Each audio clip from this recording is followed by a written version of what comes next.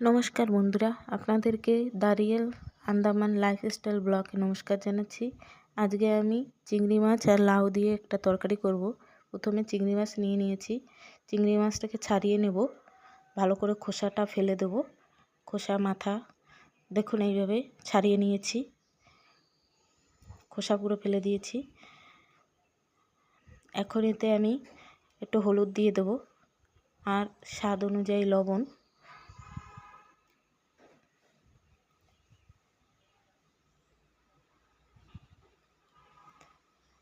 এখন এটাকে আমি ভালো করে মাখিয়ে নেব পুরো চিংড়ি মাছে।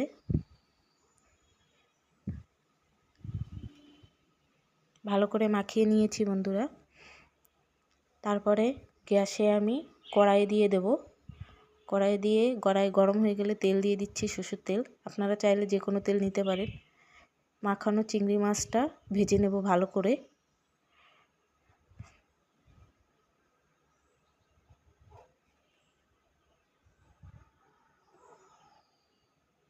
নাড়িয়ে চেড়িয়ে এটাকে এক পাশ ভেজে নেব আগে। তার ভাজা হতে হতে একটা লাউ নিয়ে লাউটাকে কেটে নেব। পুরা লাউটা রান্না করব না, আদা লাউ দিয়েই রান্না করব। তো লাউটা প্রথমে আমি ভালো করে কেটে ছিলকাটা ফেলে দেব। ছিলকা ফেলে এটাকে ছোট ছোট করে কেটে ফেলব।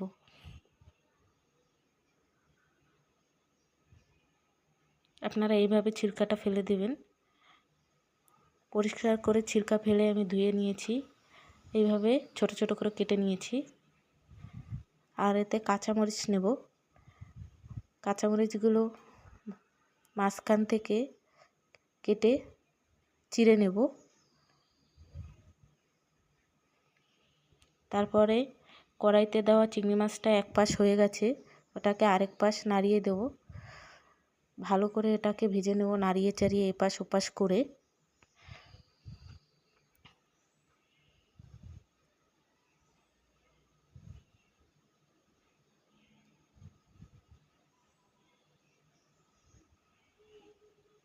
দেখুন বন্ধুরা, চিংড়ি মাছটা মোটামুটি হয়ে গেছে, সুন্দর কালার চেয়েছে হালকা হালকা। আপনারা এইভাবে সবটা ভেজে নেবেন। ভেজে এটাকে উঠিয়ে রাখবো।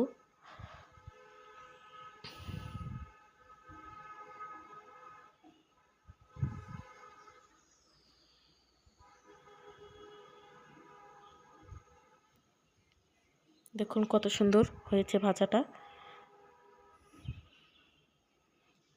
এখন এতে পাঁচফোড়ন দিয়ে দেবো ভেজে রাখা তেলের মধ্যেই। তেলটা আমি আগে একটু প্রথমে বেশি করে নিয়েছিলাম যাতে দুবার দিতে না হয়। পাঁচফোড়নটা গরম হয়ে গেছে, এতে একটু তেজপাতা দিয়ে দেবো ছিঁড়ে। এটাকে নাড়িয়ে চেড়িয়ে যে কেটে রাখা লাউটা দিয়ে দেব। এটাও অল্প একটুক্ষণ নাড়িয়ে চাড়িয়ে এতে আমি হলদি দিয়ে দেব।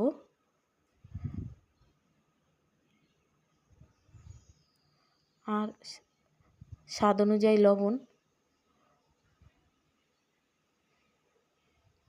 দিয়ে এটাকে ভালো করে নাড়িয়ে চাড়িয়ে একটুক্ষণ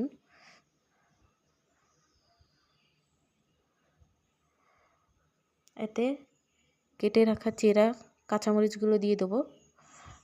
তারপরে এটাকে নাড়িয়ে চাড়িয়ে এতে জল দিয়ে দেবো। জল বেশি দেবেন না বন্ধুরা, যেহেতু লাউ থেকেও জল বেরোয়, তাই জল মিডিয়াম মতনই দেবেন, বেশি দেবেন না। এটাকে নাড়িয়ে চাড়িয়ে কিছুক্ষণের জন্য ঢেকে রাখবো। বন্ধুরা কিছুক্ষণ ঢাকার পরে আবার নাড়িয়ে চাড়িয়ে এটাকে ঢাকনাটাকে সরিয়ে কিছুক্ষণ আবার কিছুক্ষণ রান্না করে নেব। এখন হয়ে গেছে মোটামুটি। এখন চিংড়ি মাছ দিয়ে নাড়িয়ে চাড়িয়ে আর 2-3 মিনিটের মতো ফুটিয়ে রাখবো। তারপরে এতে জিরা পাউডার দিয়ে দেব। বেশি দেবেন না, অল্প দেবেন। দিয়ে এটাকে নাড়িয়ে চাড়িয়ে নামিয়ে নেব। এটা এখন হয়ে গেছে বন্ধুরা, দেখুন কত সুন্দর হয়েছে। এইভাবে লাউ দিয়ে খেয়ে দেখবেন, অসাধারণ লাগে চিংড়ি মাছের তরকারি। ভালো লাগলে লাইক করবেন, শেয়ার করবেন আর কমেন্ট করে অবশ্যই জানাবেন যে রেসিপিটা আপনাদের কেমন লেগেছে। প্লিজ বন্ধুরা সাবস্ক্রাইব অবশ্যই করবেন। ধন্যবাদ।